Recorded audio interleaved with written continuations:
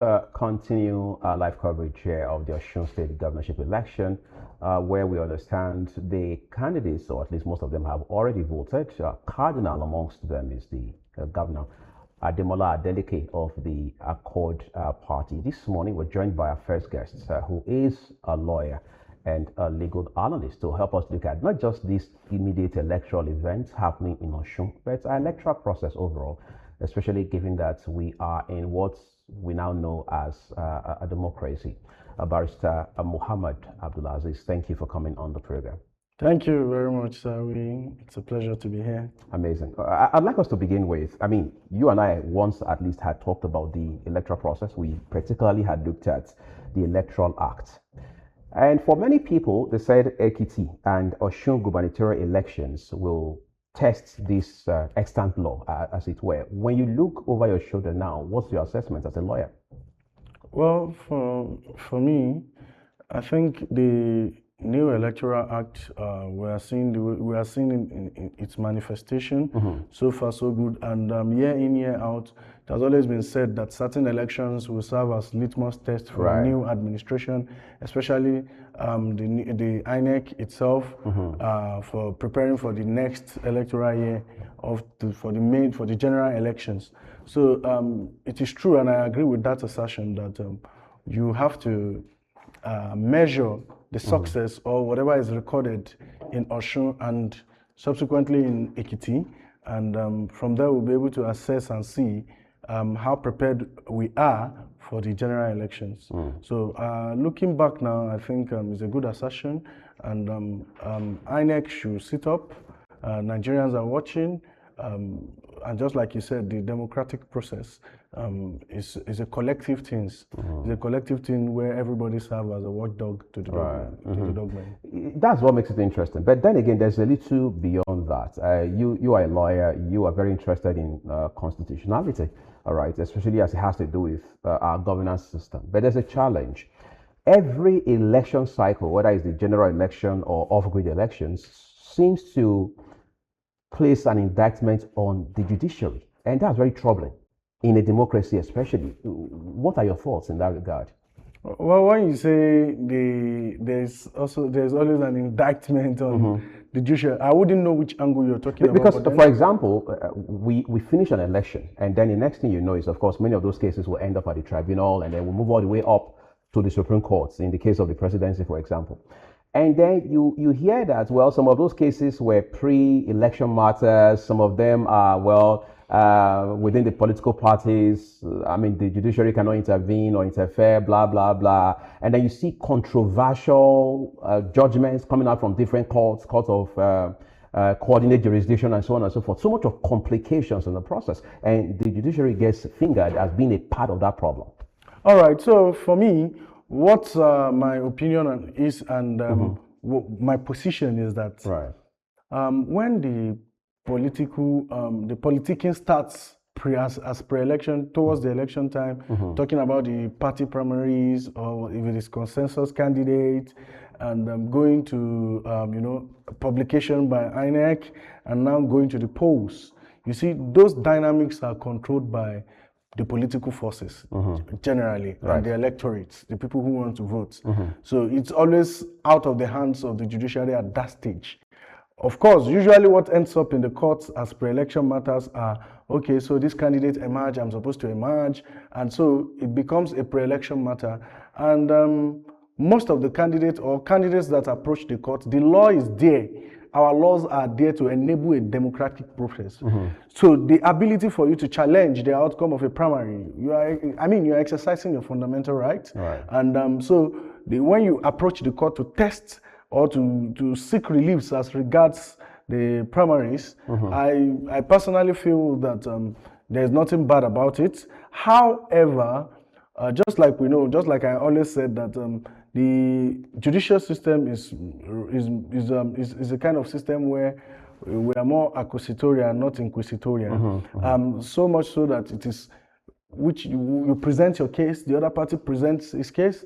Whoever tells a more compelling story, or whoever makes more sense, or whoever is able to marshal the law, and garnish it with his own case and fact, and present something more suitable to the judge is what he goes with. So regardless of whatever direction the judiciary goes, bear it at the back of your mind that people will still continue to criticize. People that feel slighted by the judgment or by the pronouncement, by the judicial pronouncement, will criticize the judiciary. Right. They will even try to attribute it, finger the judiciary that since you are aligning with so party. We have seen in this in the country before where the judiciary is on the side of maybe the political party, and we have seen where the judiciary is on the side of the candidates, or we have seen where the judiciary is on the side of the opposition, and where it is on the side of the ruling government. So whatever position the judiciary takes, definitely it will be open to criticism. And of course, people always have a right to appeal and get to the Supreme Court. Of course, and when it gets to the Supreme Court, it is final. Whatever the Supreme Court says, for me, I don't see it as something that is much of a big deal. I see it as something that is part of the democratic process. The fact that when a court gives an outcome, when there's an outcome from the judicial process, a person has a further right of appeal. I think for me, it's an interesting, and it's all part of it all comes at, a bundle, a democratic bundle. And that is what we are enjoying in the country. Although, is it good for the country? Is it bad for the country? We may never tell, because it is only, there's a saying that it's only those that try going far that gets to know how far they can go. We have seen what happened in the case of Uzodinma. We've seen what happened in Osun State, where somebody was already declared, and eventually the judicial judgment caught up with them. We saw that in Bayelsa. Yes, and so now that is principally why we have.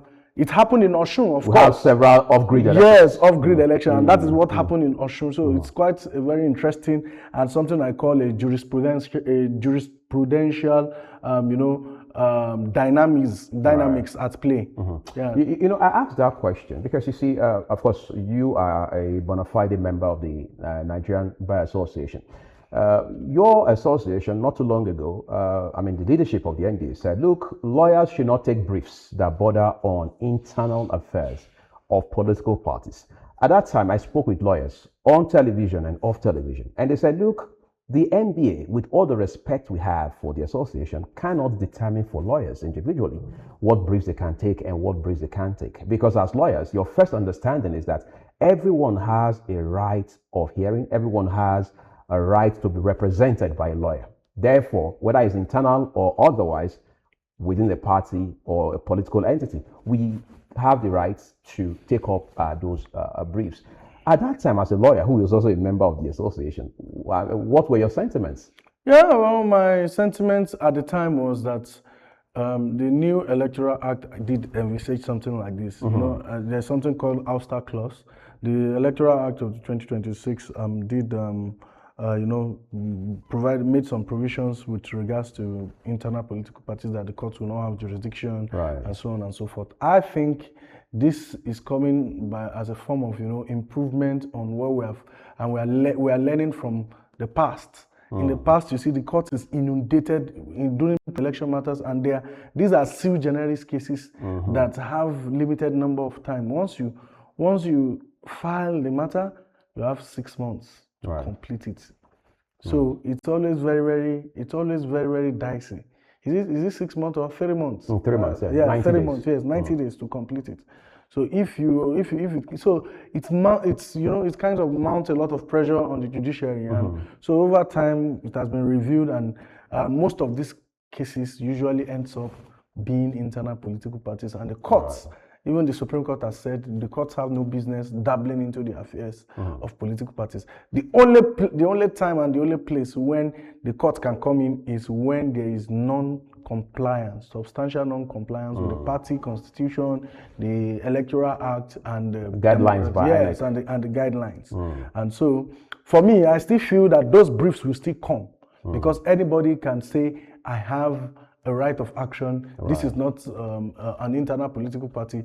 There's non-compliance. So everybody is trying to hide their pre-election matter under the guise of non-compliance with the electoral guidelines, the constitution, the party rule guidelines, the INEC guidelines. So for me, I really felt indifferent because I know that so to say, it's not trying. They are not. NBA is not trying to cripple or restrict or abridge the right of individuals to air their view. Because whenever you feel slighted, whenever you feel that your rights have been breached by the party, you always have a right to seek redress. So it is now left for the party to say, hey, this is internal democracy. And so at that point, I think you can hands off. But it is only those that try going far that gets to know how far they can go. I want us to narrow down this conversation to Osun State now. You were part of the legal team that went to court on behalf of Osun State government. Is that correct? That's very correct. Regarding the freeze that was placed on one of the statutory accounts of the state government at that time. When that happened, just days to this election, first of all, as a Nigerian, what was your first instinctive response to that sort of action by the EFCC? For me, the first response was that this is more political and not even legal, because you cannot call it a coincidence that that is coming up just a few days to the election. It's the president described it as an embarrassment, right? And I made bold to say it is nothing but an embarrassment. The EFCC really dropped the ball this time around. Well, we have approached the court, and just before the president came out to say give a directive for them to reverse the same, we are saying that the EFCC, of course, if you have a community reading of the EFCC Act and the MLA, particularly the Section 7 of the Money Laundering Act, you will see that there is a need for court order. It will have been a different story if the state or First Bank was served with a court order, but in this case, there was no court order that was served. But the story out in the public was that the EFCC had duly obtained a very bona fide court order to freeze the account. Till today, I've not seen a copy of that order. Till today, I've not seen a copy of that order. It's just said. So as a lawyer, would you say that was a rascally move by the commission? It is. Just like I said, it's nothing short of an embarrassment on the commission. The commission is always one of those top-notch agency that will feel that there is hope for the country. But in the case of Osun State, it's quite embarrassing. I wouldn't know what the motive behind it is. It is too coincidental that it is close to the electoral cycle. It is close to just few days to the election. And what is more curious is that this account that was frozen, no money comes into the account except it is from the federal government. So what exactly are you what funds are you suspecting to be used for corruption? But are we saying that the allegations advanced by the EFCC were totally baseless? It is. It is, as far as we are concerned. You see, you cannot, a state account, and the state account is a statutory account that only monies that get into that account is the money coming from the federal. So if you have suspicion that funds are being moved, why not follow the money? Rather than freeze the account? Yes. I mean, it is more desirable that you follow the money, you follow the trail and freeze the account where the money went to instead of where you think it's supposed to go. Instead of the source account. Yes. Well, I think we need to take a break at this point. We understand that we're getting feeds from Osun State. Again, this time we're looking at several developments unfolding all at the same time across the polling units and local governments in that southwestern state of Nigeria. We're back shortly with the rest of this analysis with my guests. Please do stay with us.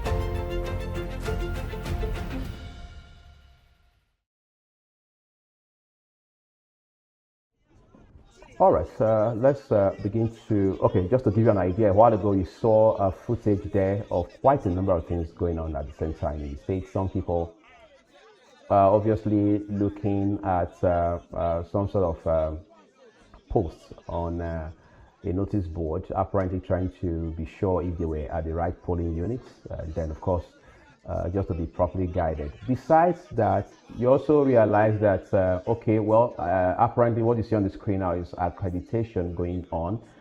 All right, obviously that's the beavers being used for this exercise. The governor there casting his votes. The governor has had his own fair share, maybe a little more than a fair share of controversies. He has been beaten black and blue too, like many of the other candidates in this election. He will share his thoughts after casting his votes here, and then of course that will also give an insight as to what's happening in his area. A bit of infographics on the screen for you, just to provide some more insights. 1,234,769 accredited voters for this election. That's part of the data coming out from the Independent National Electoral Commission. But it says that total registered voters, 2,339,223. Female 52.8%, male 47.2%. So women carry the day again here. And then it goes further down to show you what the numbers are. Women are significantly ahead of men in that regard. Then PWD distribution 8,021. And then of course you have the different categories there. Those who are hearing impaired, visually impaired, and so on and so forth. And then you also have the numbers brilliantly analyzed in percentage. So these are all elements giving you a clearer picture of what the election is like in Osun State.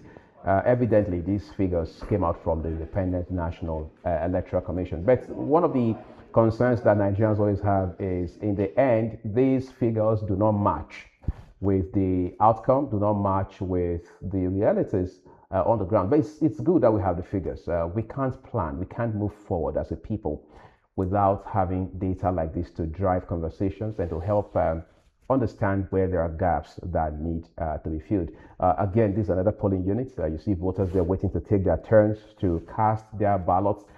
We see security men there, NSCDC, the Nigeria Police Force, doing their bit to ensure that this whole exercise turns out as hitch-free as possible. Just to also let you know, we'll be bringing you our news stream at midday Nigerian time here. Of course, as expected, the bulk of the stories will revolve around this election in Osun State. Let's now return to our live studio, where my guest, Barrister Abdulaziz Mohammed, is with us to look at some of these issues going forward. Barrister, I'd like to talk to you about the judicial, if you like, the legal aspect of elections in Nigeria.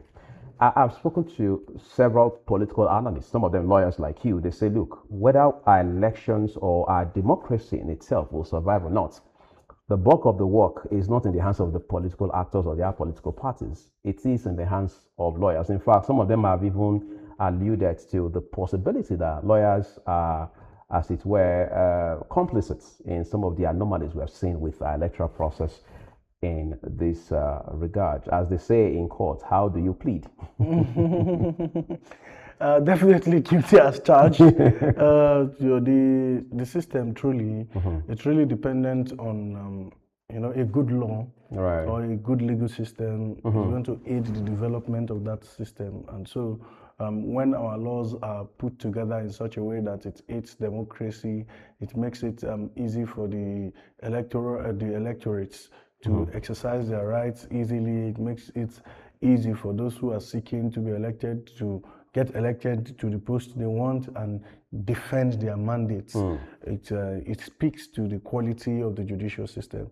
And for us in Nigeria, I would still say we are still developing. Right. And just as a developing nation, we'll continue to exhibit the symptoms of a developing nation, where there won't be too much instability, and so the judicial system is still trying to find a foot. But just like I said earlier, the Electoral Act, the recent Electoral Act, is a very good is a good step is a right step in the right direction. And I'm seeing that these Osun State elections becomes a litmus test.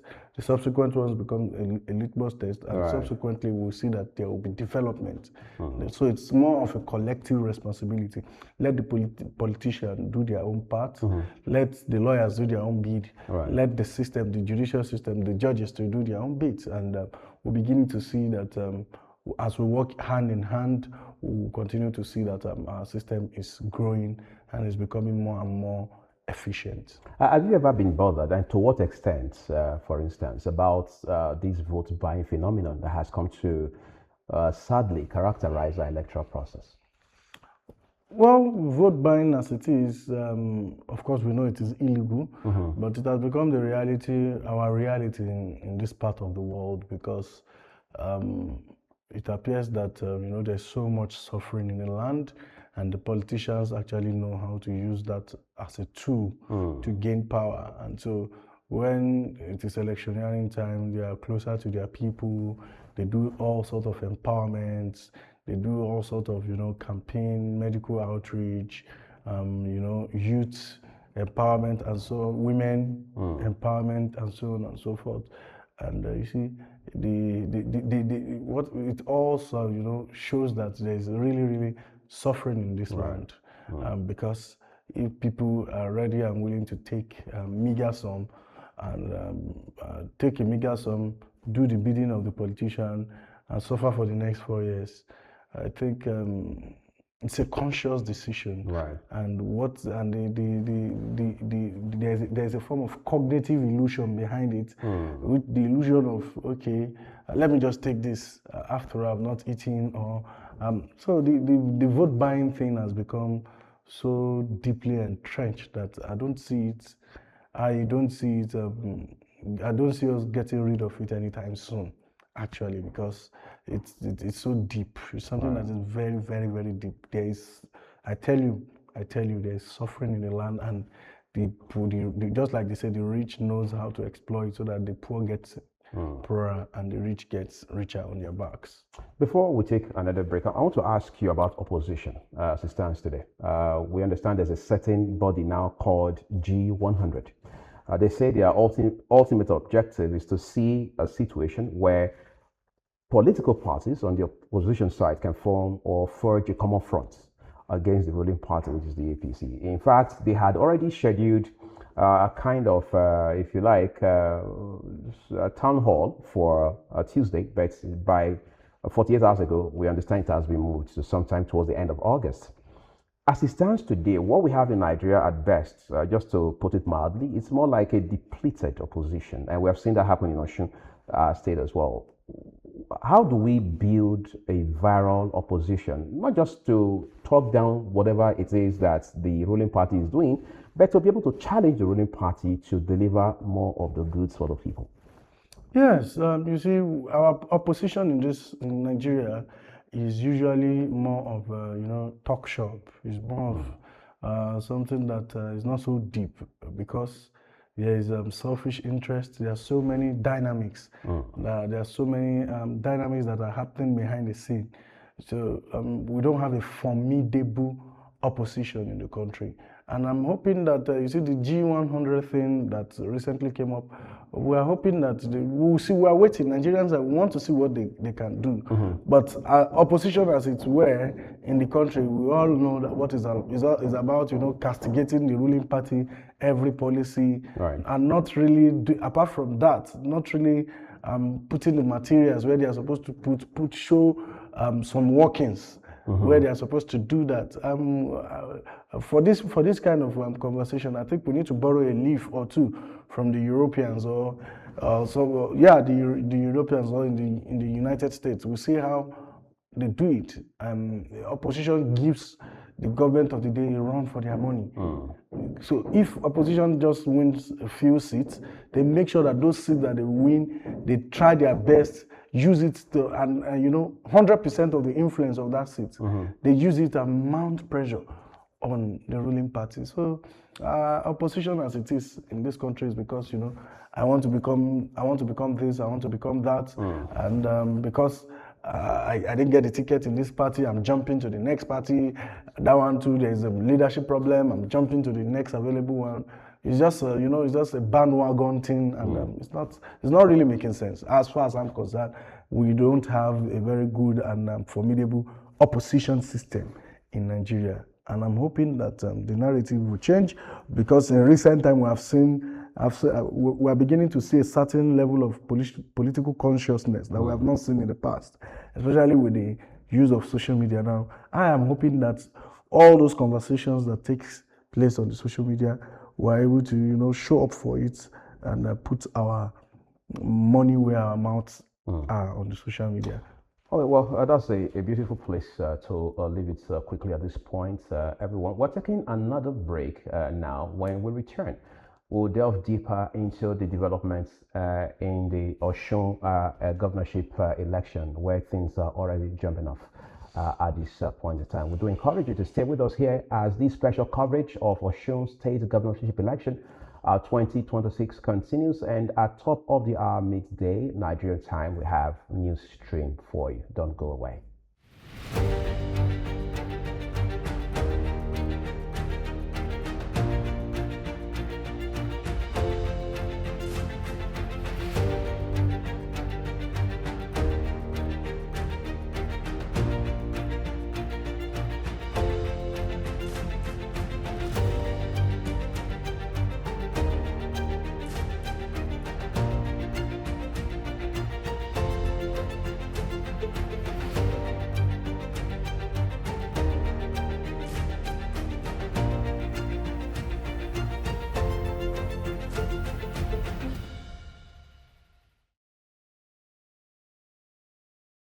Well, thank you for staying with us, everyone, once again. Now, let's look at two things quickly before we let my guest off on this segment of the program. Barrister Abdulaziz, I want to talk to you about ideology with regards to political parties. Of course, you made an allusion to that in passing just a while ago. But can we continue these razzmatazz around our elections and then we don't have substance? I mean, look at the spate of defections between last year and this year. See the number of governors who practically moved from the APC, from the PDP to the APC.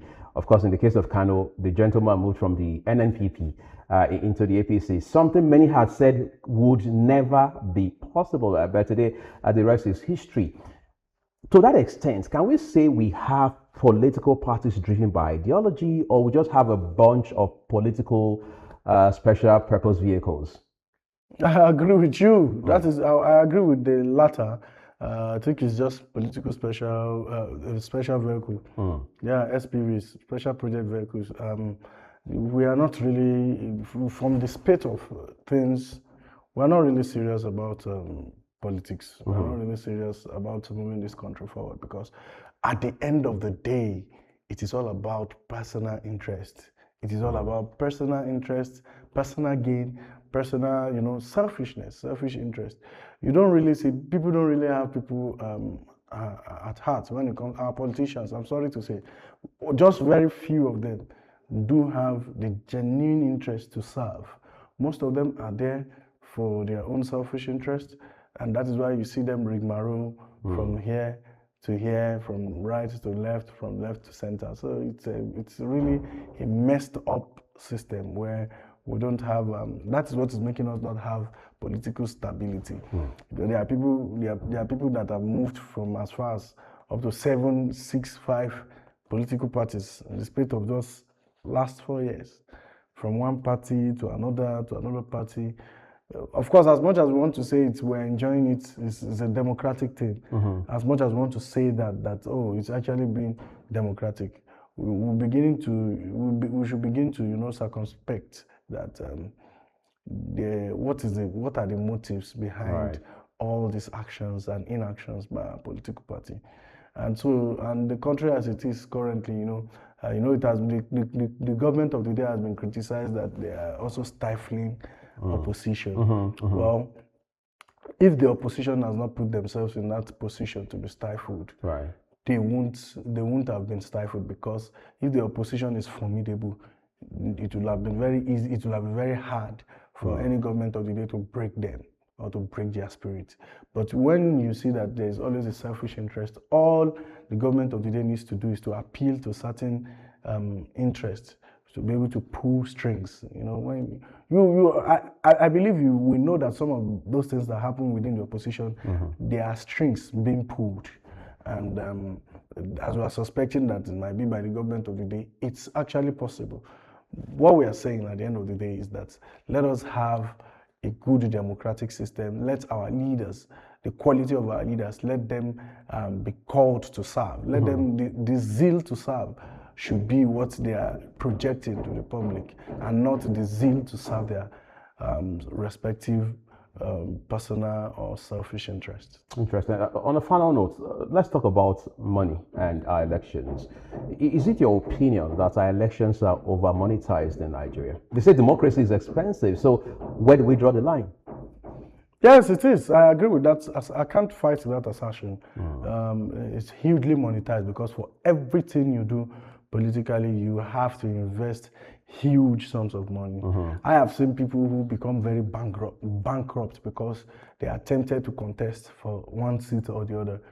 People make money in the city, they are doing their business, then someone comes, pull their strings and say, hey, come and contest for so and so. Just at the primaries level, the person did not even get the ticket, but he has finished all the money. He doesn't have money, he becomes on debt. He's now having so many debts. I've seen so many of it happen. Not once, not twice, not several numbers of times. I've even had colleagues, friends, clients alike who have been in this kind of situation. And this current electoral dispensation that we are now is still at the end of the day, at the end of the next between now and the next electoral cycle, you see some people become broke. People that are doing well for themselves because they went and put themselves in politics. So we can't really fight that assertion. Really, democracy is expensive. The political or the politicking and the political process is really, really money-centric. And so if there's no money, you can't really enjoy politics, so to say. Interesting. I just think I should add some icing to this cake by asking you about Osun again, because that's what we started from a while ago. The president says, look, this election must be credible. The president says people and materials must be secured. What's your opinion in that regard? I mean, the president is a stakeholder in this election, one way or another. Yes, because the interest of the president is there too, and it must be secured. So for me, I'm hoping that the electoral process in Osun is as credible as it can be, is as credible as we hope it to be. It's been in the past few weeks and days leading up to today, we have seen how toxic and how torrent the political atmosphere is in Osun. But at the end of the day, Salus Populi Suprema Lex. Right. The voice of the people is the supreme law. And the voice of the people is the voice of God. We are hoping and I'm full of faith that the will of the people, the will of the electorates in Osun will come to pass, and not the will of someone somewhere who is now, pulling strings. But I am very confident and I'm hopeful that the will of the people will be done in Osun State. Barrister Muhammad Abdulaziz, thank you for coming on the program. We appreciate you. Thank you very much. All right, let's take a quick break. It's just minutes away from our first round of live news broadcast here on Skyline News today. Just to remind you that we've been talking with Barrister Abdulaziz Muhammad, who is a legal practitioner and a legal analyst, to help us expand the conversation around developments in Osun State. After the news, our special coverage of this election continues here on Skyline News. Please do stay with us.